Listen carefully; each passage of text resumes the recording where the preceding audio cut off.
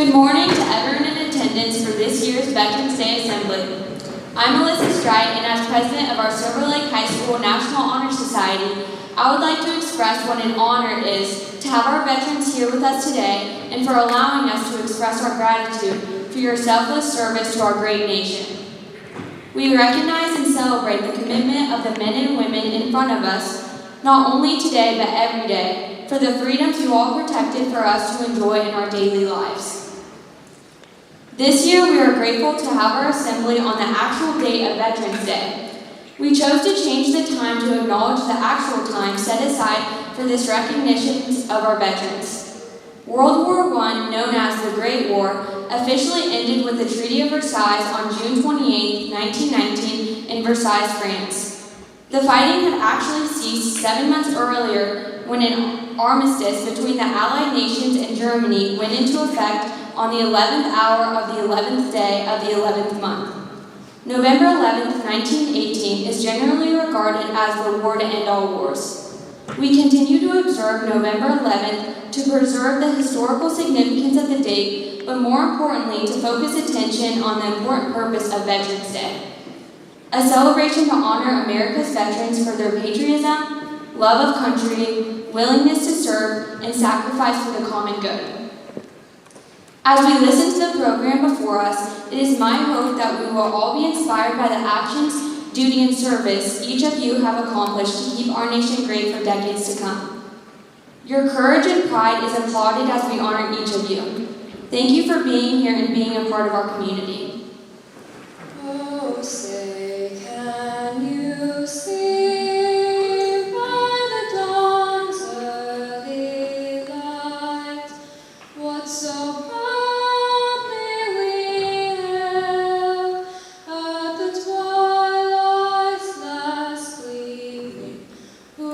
Stripes and bright stars through the perilous fight, o'er the ramparts we watched were so gallantly streaming, and the rocket's red glare, the bombs bursting in air, gave proof through the night that our flag was still there.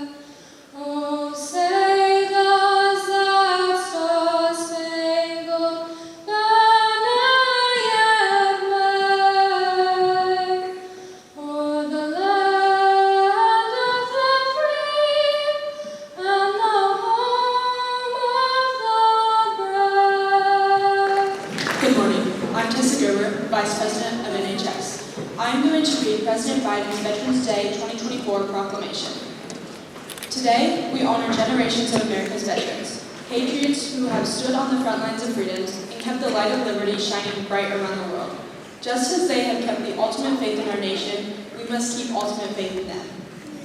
Each one of our nation's veterans is a link and chain of honor that stretches back to our founding days, bound by a sacred oath to support and defend the United States of America.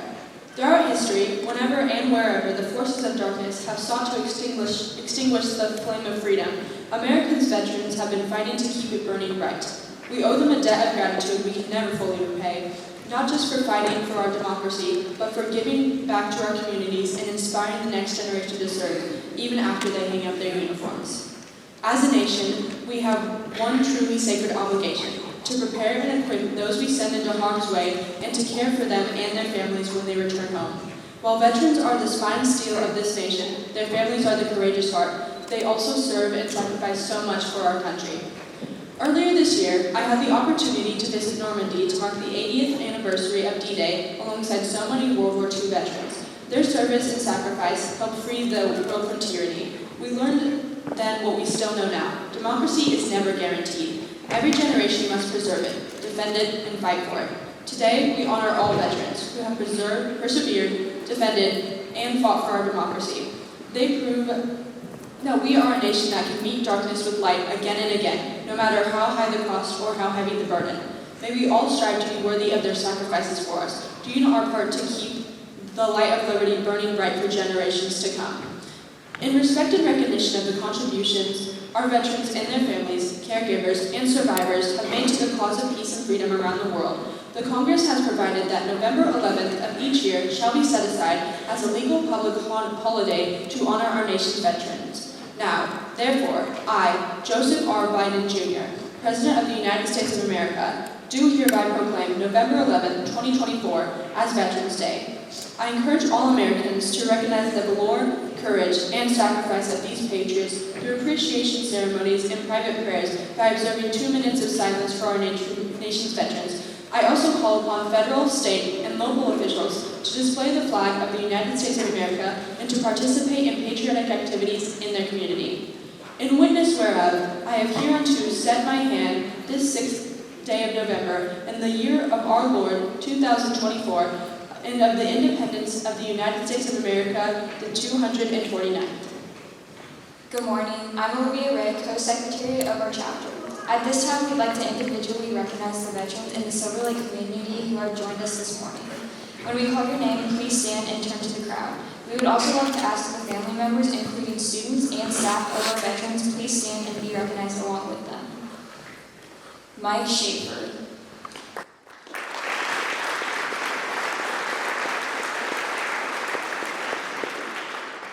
Webb.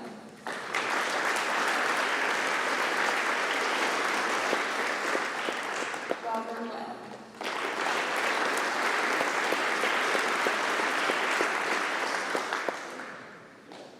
Jerry Johnson.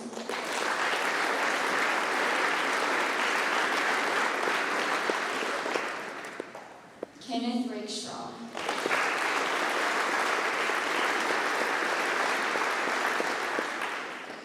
Bruce Kaufman.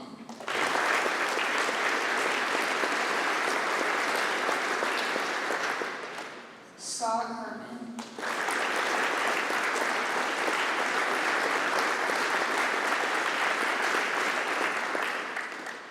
Gerald Blankenship.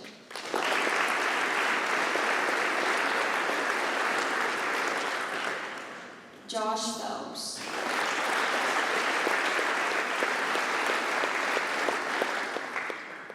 Bernie Johnson.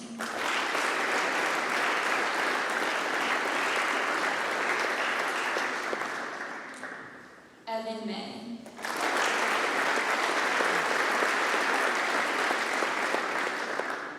Ivan May.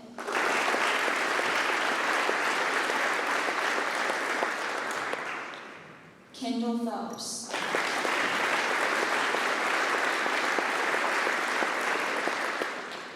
Susan Richardson.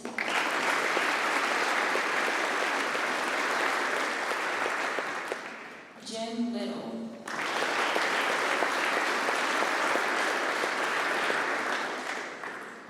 Jacinta Justice.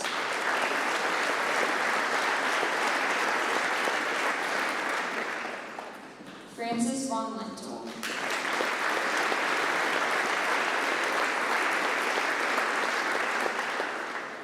Chase Saya.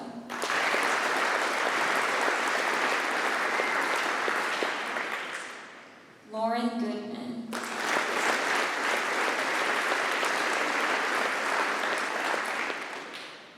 Daryl Bonner.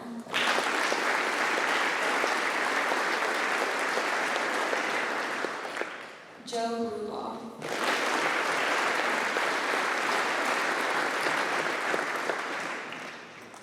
Sarah Rudolph.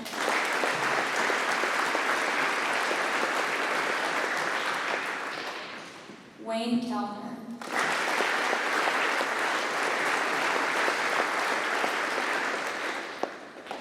Daryl Lord.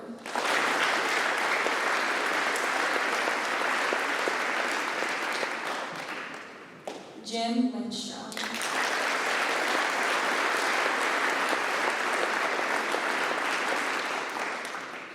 Ryan Stoner.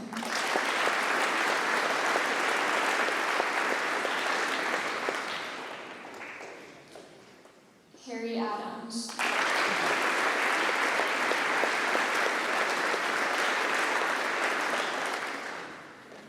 Samantha Soldani.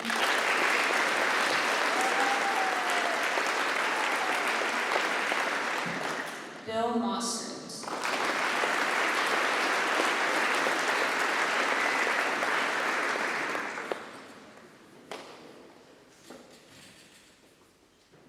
From the students, faculty, staff, and community, we sincerely appreciate your service to our community.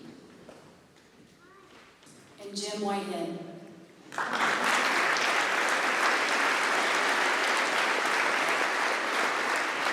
Stephen Peak.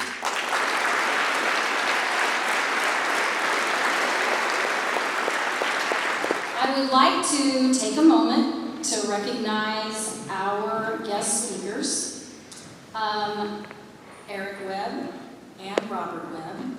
And today we have a three-generation family putting together part of this because Eli is also going to be a part of the ceremony today. So I would like to introduce both of them, and I'm going to let them introduce themselves and all of their things they have to talk about.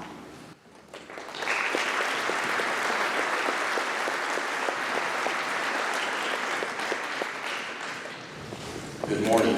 My name is Eric Webb, and I'm the father of Ty and Eli Webb, and I'm also the son of Robert Webb, who's here with us today, and he's also going to speak to you. I'm deeply honored to be here today to talk on this Veterans Day. I give a special thanks to the National Honor Society, to Cindy Circle, their sponsor, and to the staff and faculty of Silver Lake High School.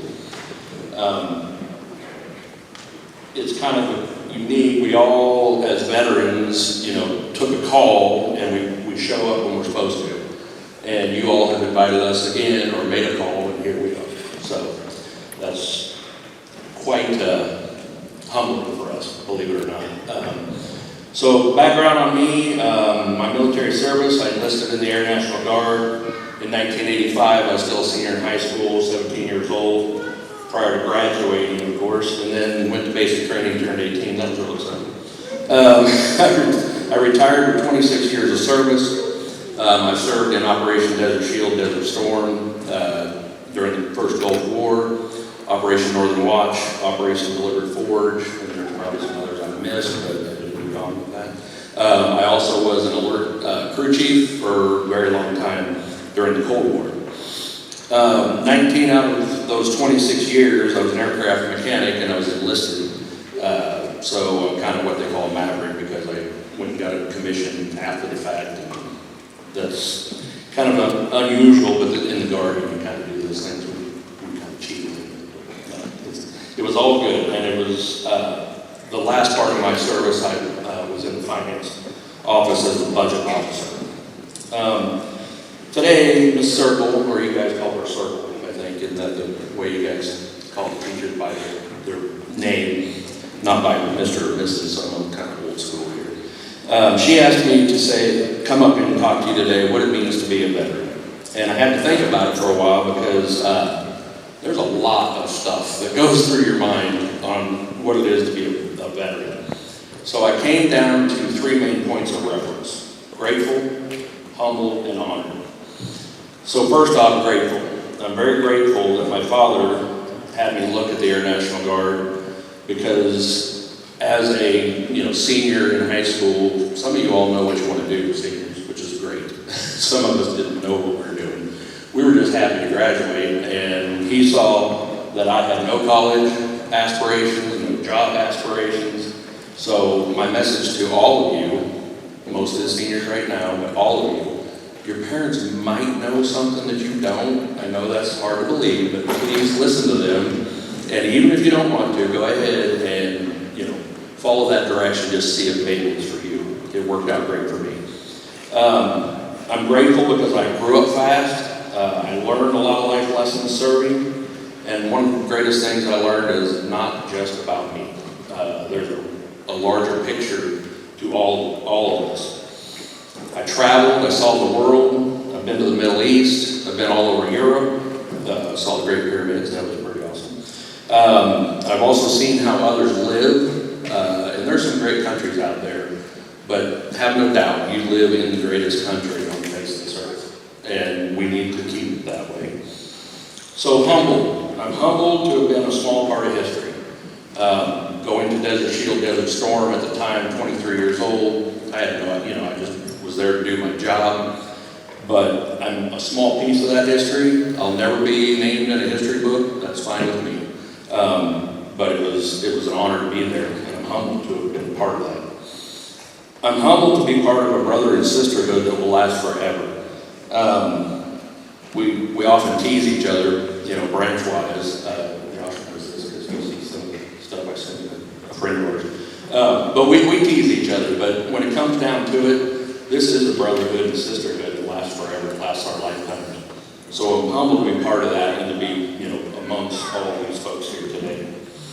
I'm humbled to have walked in my father's footsteps. If it wasn't for him, I wouldn't have be where I'm at today. And we really did walk the steps. He was a crew chief first, I was a crew chief also, and then we both ended up in the finance shop. He did have a longer career than I did. We won't go into that one right now. Mine was good, but he outlasted me. As far as an honor, I've been honored to serve as long as I have in the military, and I was always at the ready, which is a great honor to be called when that time comes. There are 15.8 million, that's the number of military veterans in the United States. That represents 6.1% of the total population age 18 and over. That is a small number, but what a mighty statistic to be part of. I'm honored to have served for you, your families, and the people of this great nation, and to have taken up the torch that so many before us carried. These are just a few of the things of what it means to me to be a veteran. My sisters and brothers that are sitting here today likely share many of the same feelings that I do.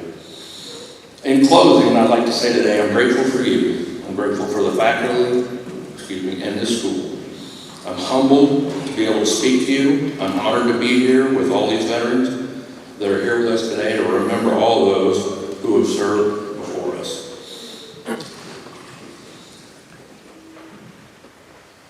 Despite the shortcomings of this United States of America, we do live in the greatest nation on earth. And it's quite a great honor to be part of this country. I know we have our faults, but remember, we really do have it really great here in this country. We have to stand together and continue to keep this union strong. I'm going to leave this with a definition of a veteran, and think about it for a minute and let it sink in. A veteran is a person who wrote a blank check payable to the United States of America for an amount of up to and including one's life. Thank you. Thank you to the Silver Lake High School National Honor Society and Cindy Rhodes, their advisor, for the ceremony commemorating our military service. Also, a quick background on my military service. I enlisted in the Kansas Air National Guard in 1956. Eric Oppenheimer refers to that as, did I cry when the dinosaurs died? I enlisted really to see if I wanted to join the active Air Force. I retired after 31 years of service in the Air National Guard and the Air Force, and as he said, I began my service as an aircraft mechanic and a crew chief on F-80s, T-33s, F-86s, and F-100s. I was recalled active duty and served in Korea after the USS Pueblo was seized by North Korea. Eric was 1 year old that year, and his brothers were 6 and 7. I later on cross-trained in personnel, and after being commissioned as a personnel officer, a comptroller, and a unit commander, and a base services officer.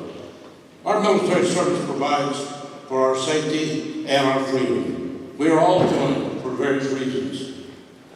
From this main reason had to be patriotism and love of country. Eric has taken me to the World War I and World War II museums, the Korean War Memorial, the Vietnam Wall, and Arlington Cemetery. Military honors hold a profound significance, paying tribute to the brave men and women who have already served this country. These customs are rich in symbolism, reflecting honor, respect, and gratitude for the services made by these veterans. To this end, I am proud of how we care for our veterans in the state of Kansas. We have 2 national cemeteries. The state of Kansas also provides 4 veteran cemeteries, one located in Manhattan, Waukene, Winfield, and Dodge City. If the veteran's family requests military honors, any committal service, the honors are made up of 2 uniformed officers, but not officer members, who fold the flag, play taps, and present the burial flag to the family member. The statement made to that family member has in part this statement: on behalf of a grateful nation, the President of the United States. It goes on. That statement, on behalf of a grateful nation, is all any veteran asks in return for his or her service to this nation. Thank you again to the National Honor Society for honoring us and the staff of Silver Lake High School. Thank you.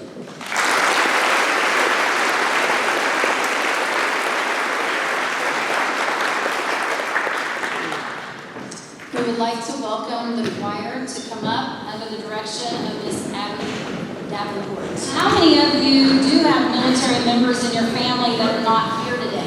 Go ahead and stand up.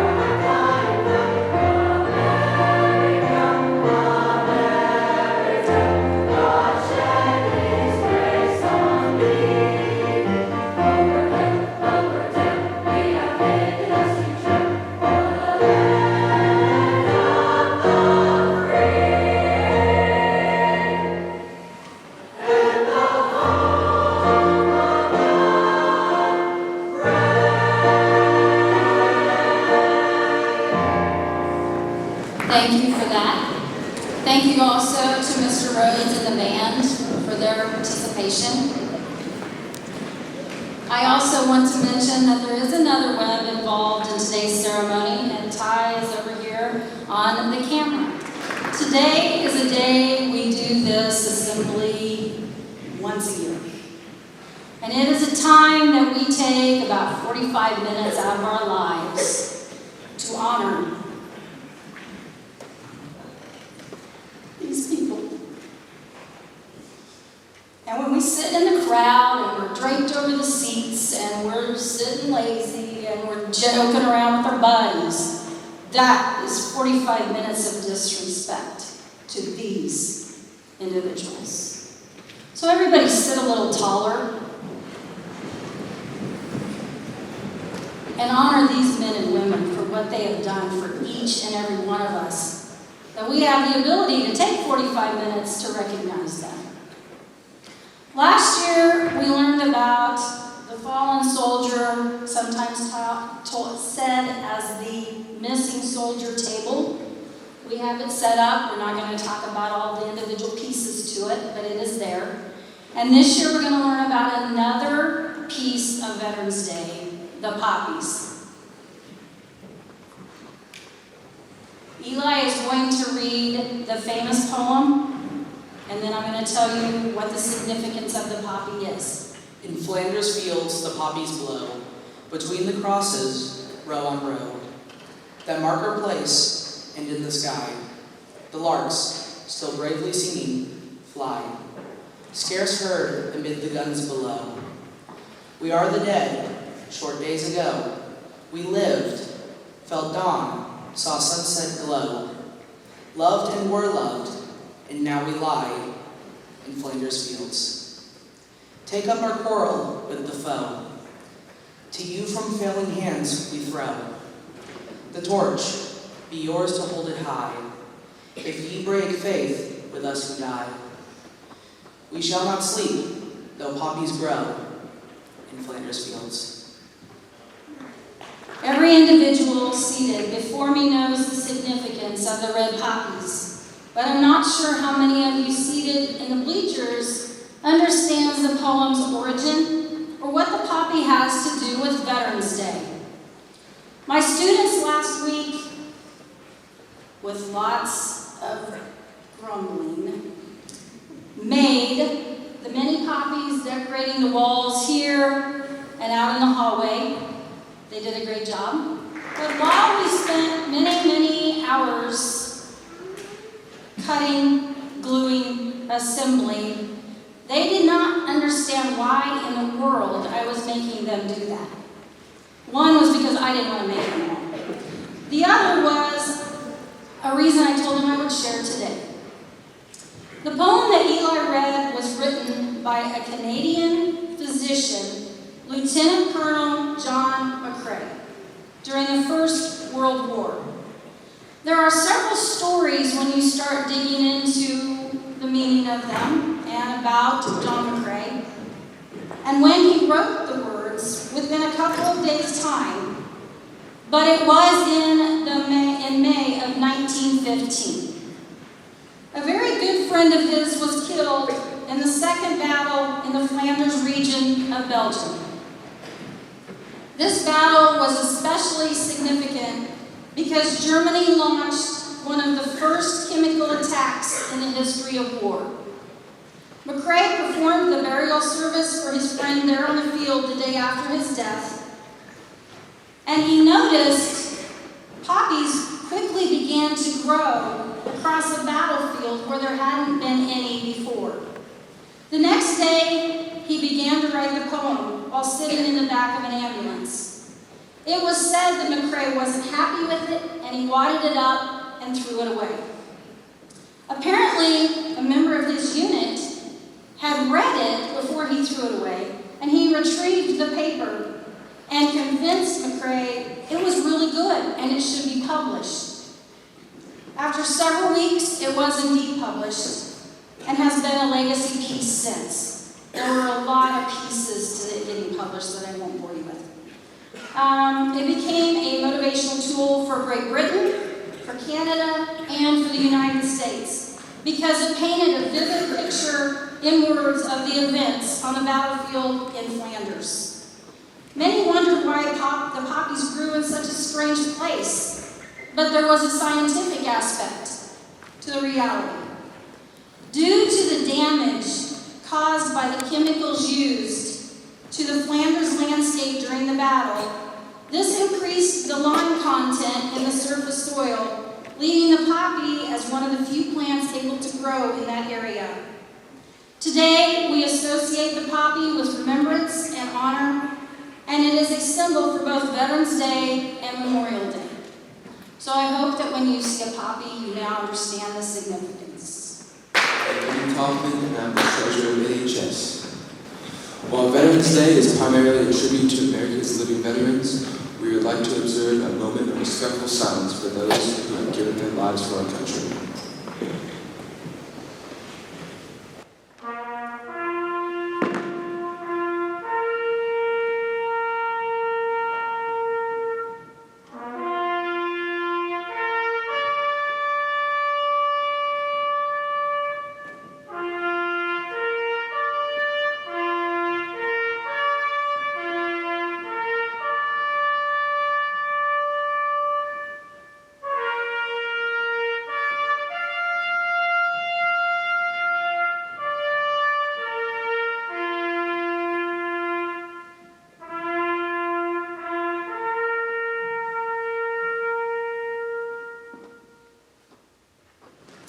Good morning. My name is Ryan Luke. I'm the principal here at Silver Lake Junior Senior High School. Let's give our veterans one more round of applause for being here today.